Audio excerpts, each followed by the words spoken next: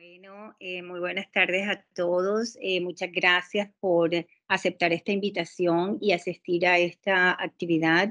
Yo soy la doctora Irma Caro, neuróloga pediatra, presidente de la Asociación Colombiana de Neurología Infantil, y en el día de hoy vamos a continuar con nuestra serie de webinars dirigidos a padres y cuidadores para tratar temas de interés para todos.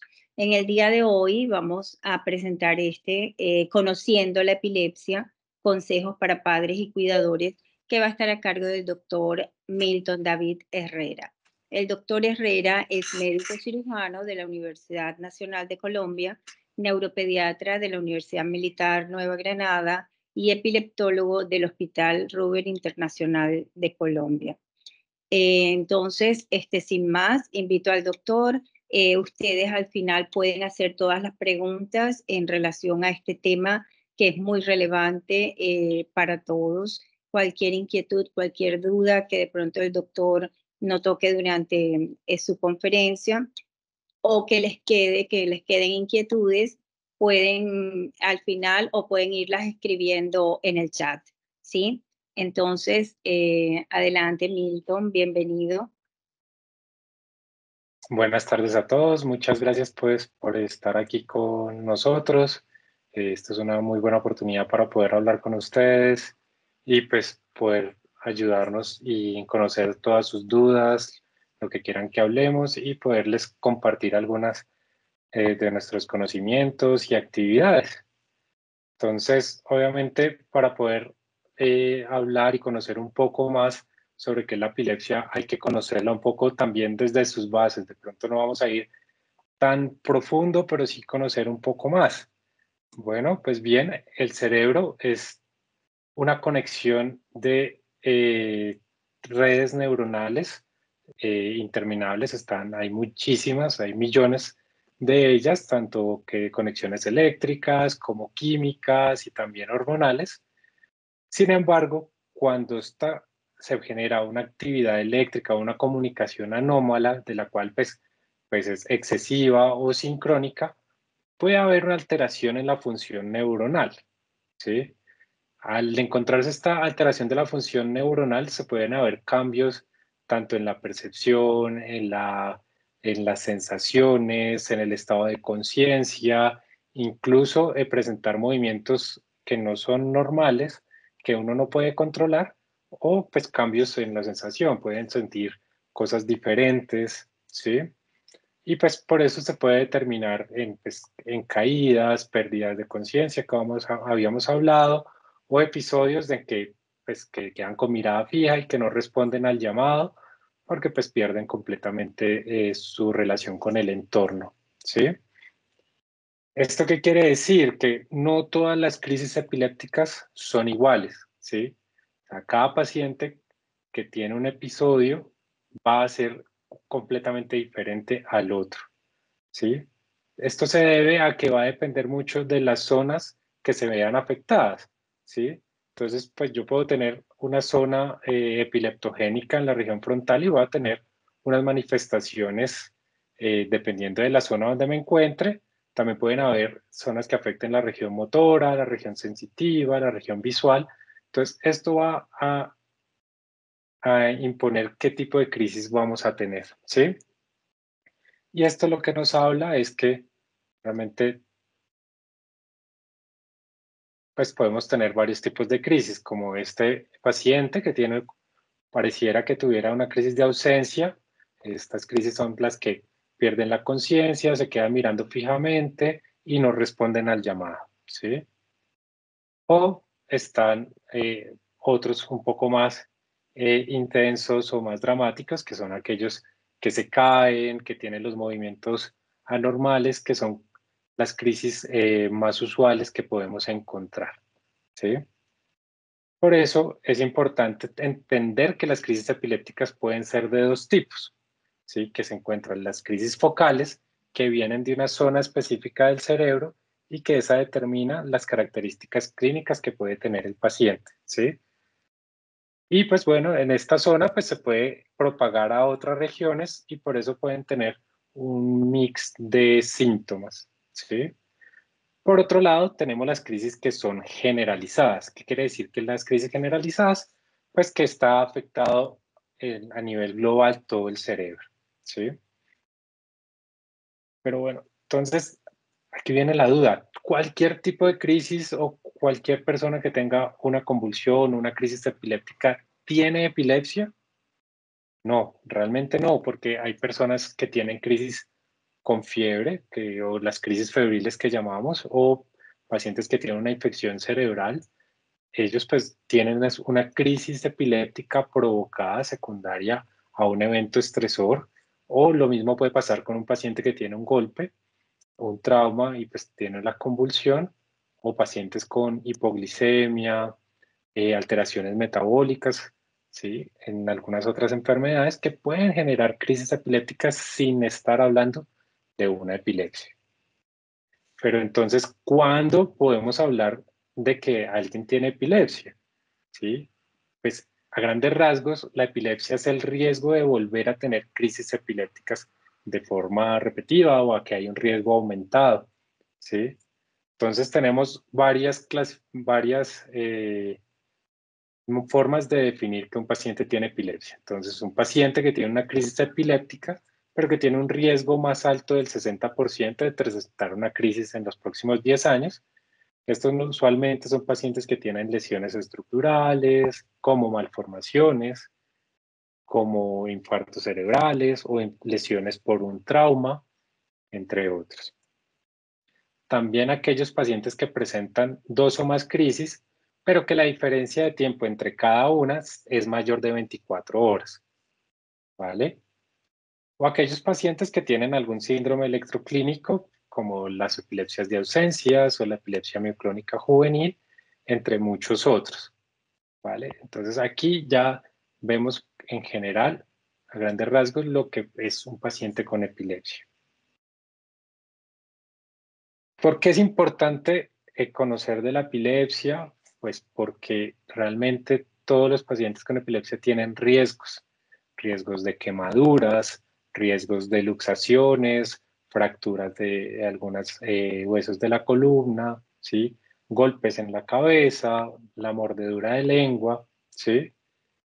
Entre otros, digamos que estos son como de los más frecuentes que podemos encontrar. Por eso pues tenemos que hacer algunos mecanismos de seguridad para poder brindarles atención rápida a los pacientes, ¿sí? Entonces aquí viene la duda, ¿qué debo hacer en caso pues de que mi hijo tenga una nueva crisis o el caso de que tenga un episodio, ¿sí? Entonces, en este video que voy a mostrar a continuación, que es de la Cruz Roja Británica, pues nos muestra las características que debemos hacer frente a una crisis epiléptica.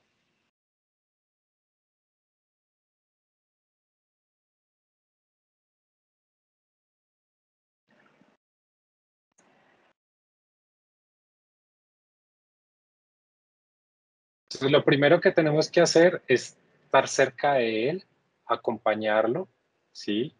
Eh, organizar todo lo que esté a su alrededor, que no haya algo con lo que se pueda golpear o con lo que se pueda hacer daño, nada que le pueda caer encima. E idealmente poderle poner algo debajo de la cabeza para poderla proteger, ¿sí? Con los golpes repetitivos.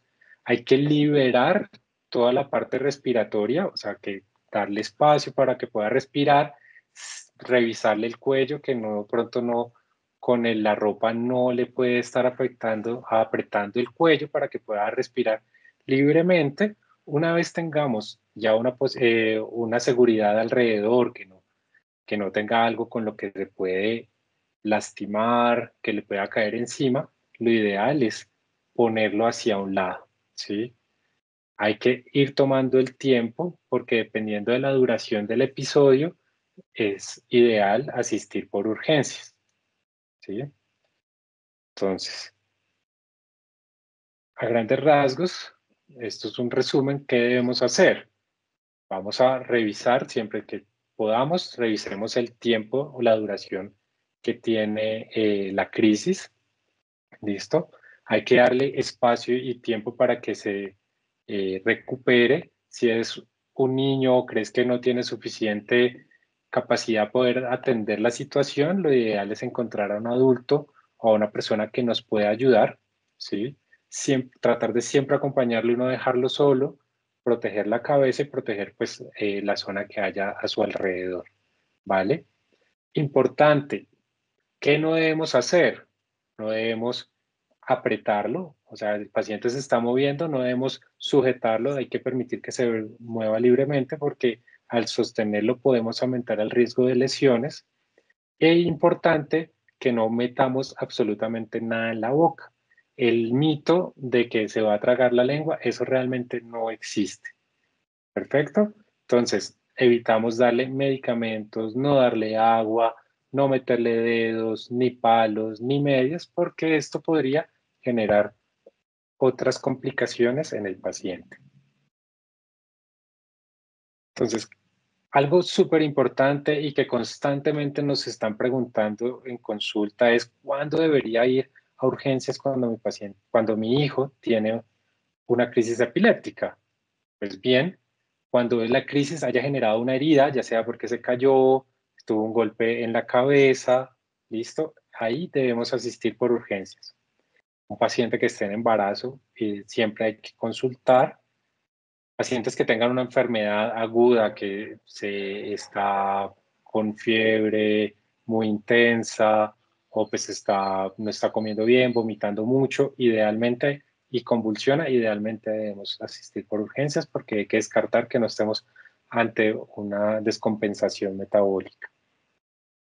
Pacientes que después de la crisis tengan mucha dificultad para respirar, que no respondan a la parte respiratoria y al estímulo, idealmente hay que consultar. Y cosas que hay que tener muy en cuenta, que tenga varias crisis sin recuperación de la conciencia entre crisis y crisis, que las crisis duren más de 5 minutos.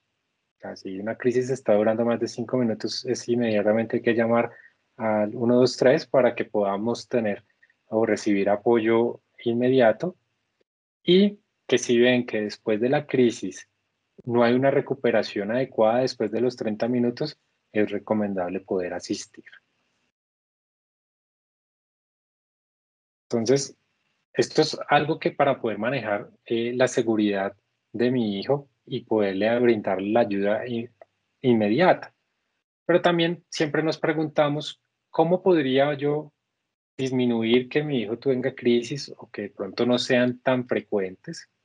Aunque a pesar de esto, obviamente, dependiendo de la epilepsia, el tipo, la causa de la epilepsia, la frecuencia de las crisis va a variar. Hay niños que tendrán más de 10 crisis al día, otros que no tengan crisis en varios años y algunos que tienen crisis anuales, otros mensuales, ¿sí? Pero siempre debemos pensar cómo podemos ayudar para que mi hijo tenga menos crisis. Entonces, ¿cómo lo podemos hacer? Pues bueno, tratar de estar siempre bien adheridos al tratamiento. A veces, incluso con perder una sola toma del medicamento, podemos desencadenar crisis y puede ser incluso varias en un solo día. Mejorar la calidad de sueño. ¿Eso qué quiere? Eso que implica que nos acostemos más temprano, que tengamos una rutina adecuada, que tratemos de dormir al menos las 8 horas diarias recomendadas. Siempre estar evaluando que no haya un ronquido, que no haya una apnea de sueño o algo que pueda afectar la calidad del sueño. ¿Por qué? Porque pues, en el sueño hay muchos fenómenos reparatorios a nivel cerebral, disminuye el estrés, mejora el alertamiento cuando se duerme bien. Entonces, esto nos disminuye el riesgo de presentar crisis. Obviamente, la disminución del estrés, situaciones estresantes pueden aumentar las crisis. Esto no se presenta en todos los pacientes, pero hay pacientes que están muy susceptibles al estrés y esto puede aumentar las crisis, incluso presentar un grupo de crisis en un mismo día. Obviamente disminuir el riesgo de infecciones, igual si bien es difícil a veces en grupos de niños más pequeños, siempre pues la infección nos puede aumentar la probabilidad de tener crisis. Obviamente los cambios hormonales, principalmente en las mujeres adolescentes, cuando empiezan pues el periodo, la etapa menstrual y en esta etapa se vuelven más susceptibles a presentar crisis epilépticas. Entonces, esto obviamente es difícil a veces de evitarlo, pero hay que estar pendientes y en ocasiones se deben usar medicamentos en estos días específicos para poder disminuir las crisis cuando se tienen crisis durante el periodo menstrual. Y por último, hay que evitar al máximo el uso de alcohol. ¿Por qué? Por varias razones. El alcohol afecta bastante la calidad del sueño, disminuye pues la capacidad de entrar a un sueño profundo, el sueño se vuelve menos reparador y esto aumenta significativamente las crisis. Y por otro lado, el uso de alcohol puede interferir en el cómo metabolizamos los medicamentos, entonces puede que se metabolicen más lento, entonces los medicamentos se vuelvan en dosis más altas, aumenta el riesgo de tener efectos adversos, disminuye la efectividad de los tratamientos y esto podría aumentar las crisis epilépticas. Otra pregunta que es muy importante a veces en la familia y que siempre tenemos la duda, ¿cuánto tiempo o cuánto debería durar el tratamiento? ¿Sí? Si bien siempre se ha dicho que no, que usualmente en los niños el tratamiento es de 2 años, esto cada vez es un poco más debatido, en especial ya niños mayores de 10 años. Obviamente va a depender de la epilepsia.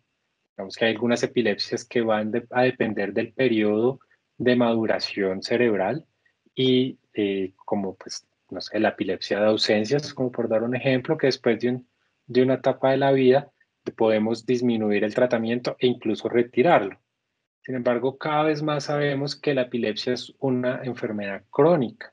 Entonces, en ocasiones, en mayores de 10 años, es muy difícil retirarla y requiere tratamientos mucho más prolongados, ¿sí?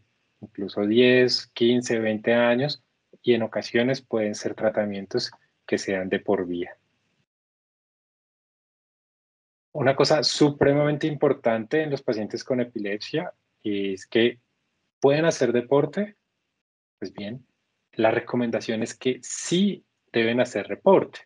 ¿Por qué? Porque favorece que el desarrollo del cerebro sea un poco más sano, ¿sí? En especial en los niños que se están desarrollando. El deporte siempre es un hábito muy bueno que nos permite desarrollar un cerebro sano. Sin embargo, siempre tenemos que tener presente que lo más importante es la seguridad. ¿Qué quiere decir esto? Que vamos a evitar deportes que tengan alto riesgo pues, de accidentes. Obviamente no es ideal que hagan buceo o que hagan paracaidismo, ¿sí?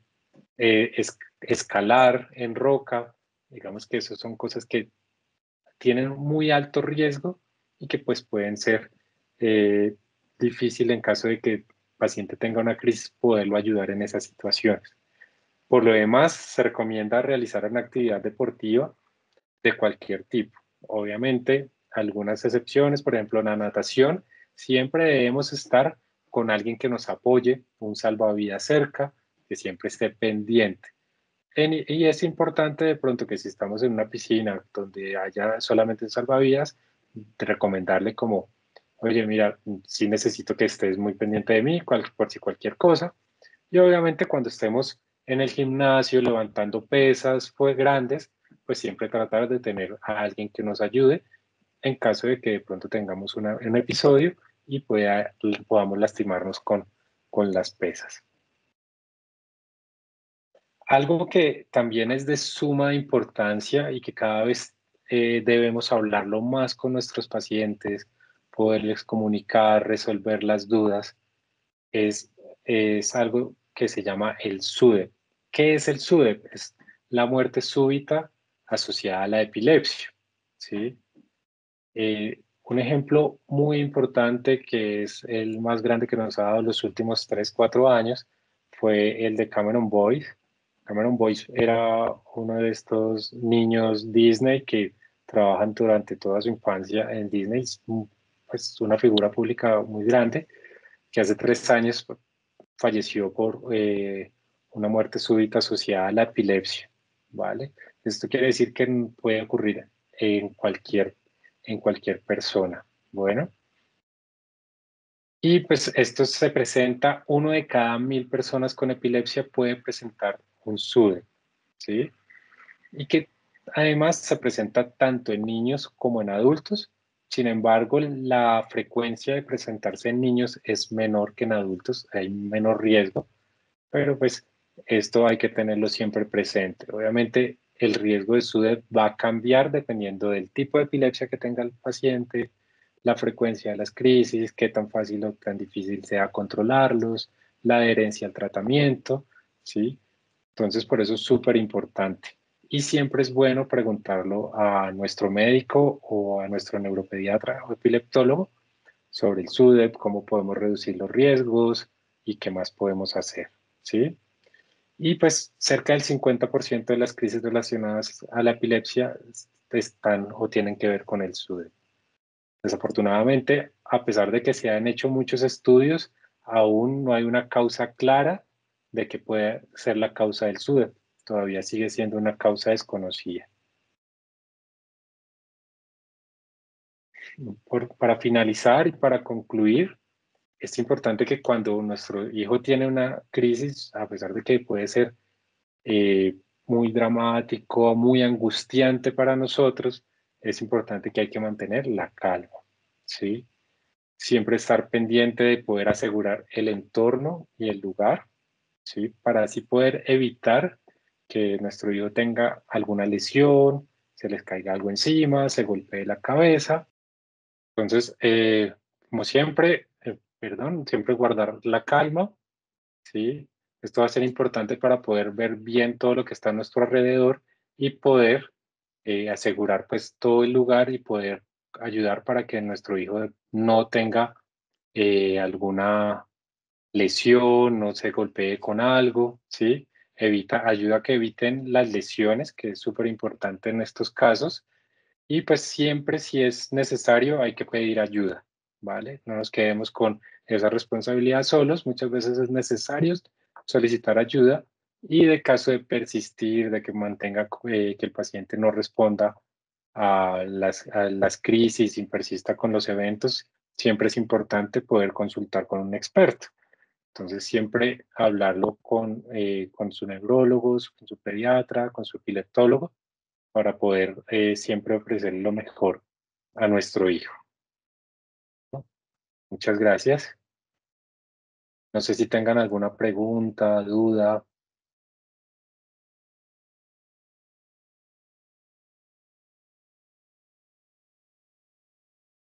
Buenas tardes. Bueno, Milton, muchísimas gracias. Excelente tu presentación. Estoy segura que ha sido de gran utilidad para todos los que nos están acompañando. Estoy mirando, pero no veo en el chat ninguna pregunta. Ni en... Ah, bueno, aquí hay varios comentarios. Pero yo sí quisiera aprovechar porque es que en la consulta de todos los días, los padres siempre nos preguntan las mismas cosas. Eso que tú dijiste, por ejemplo, de las piscinas, de si pueden ir a natación, realmente le tengo mucho respeto a eso del agua y los accidentes que puedan ocurrir dentro del agua. Otra cosita que me preguntan mucho, como nosotros, bueno, al menos yo a veces les explico el tema de la fotosensibilidad que algunos pacientes pueden tener.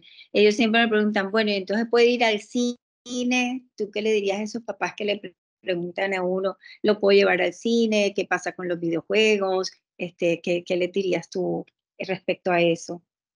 Bueno, con respecto a la piscina, sí, siempre es un riesgo. Sin embargo, si lo hacemos siempre controlado, en un ambiente controlado, con apoyo cerca, lo podríamos hacer. Obviamente siempre estar muy pendiente y pues lo ideal es que te llevemos un tiempo sin convulsiones, ¿sí?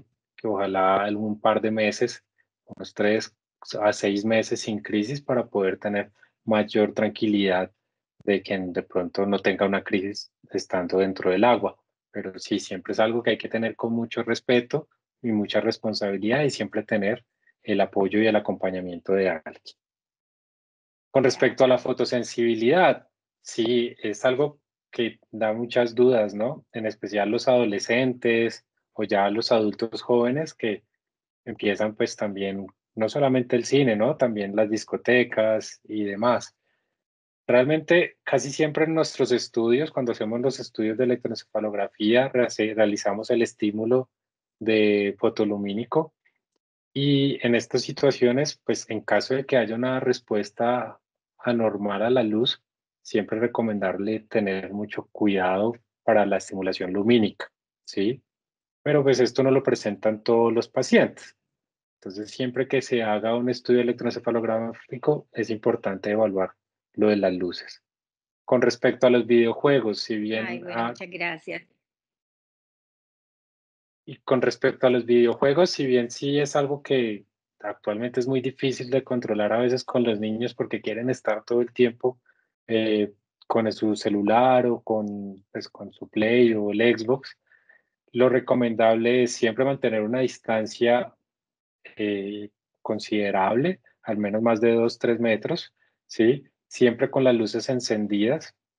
Nuevamente, como en todos los niños, tratar de siempre restringir el tiempo del uso de las consolas, las pantallas y los televisores, ¿no?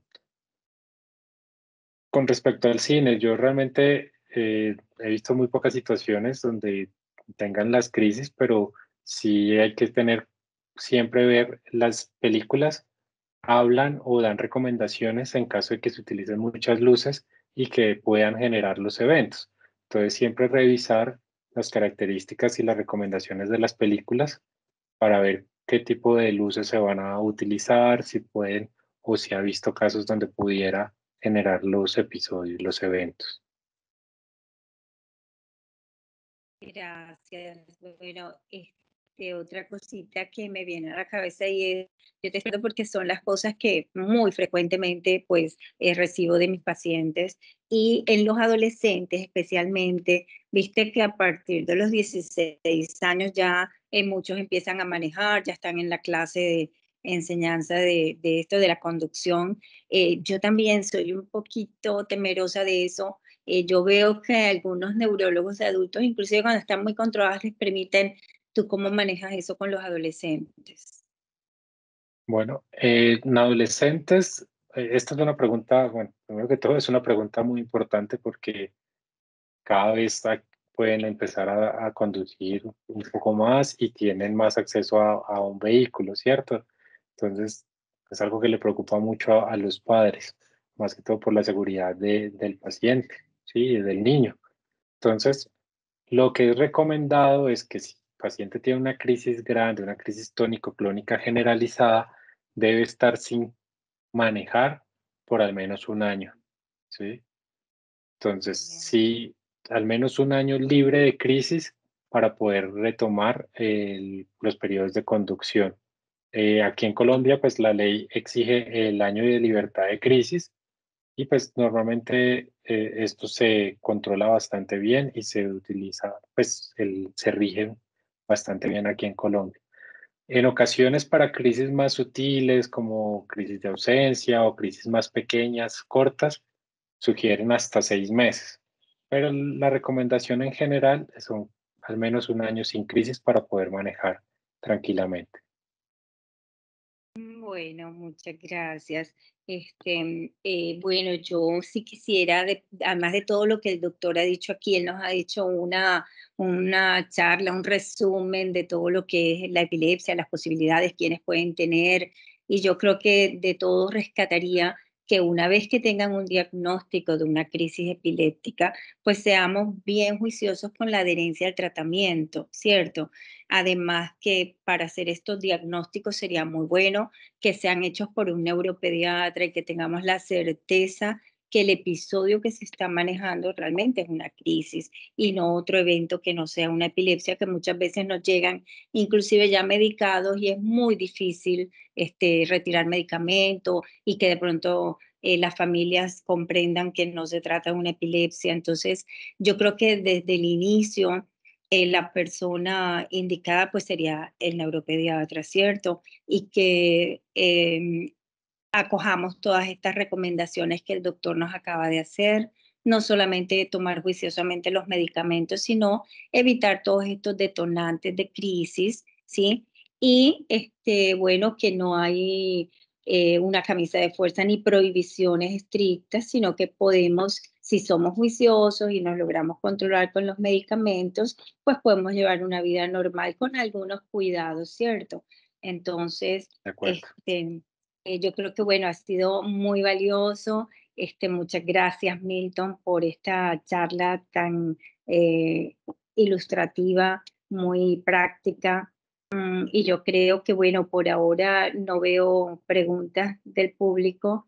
Entonces, si no tenemos más preguntas, solamente quisiera, los que están presentes, si nos quisieran dejar acá en el chat o en preguntas y respuestas, si hay algún tema en particular que quisieran que nosotros tratáramos más adelante, algo que pues ustedes quisieran así conversar con los expertos, nosotros estamos abiertos y haciendo estas actividades justamente para compartir con los padres y familiares.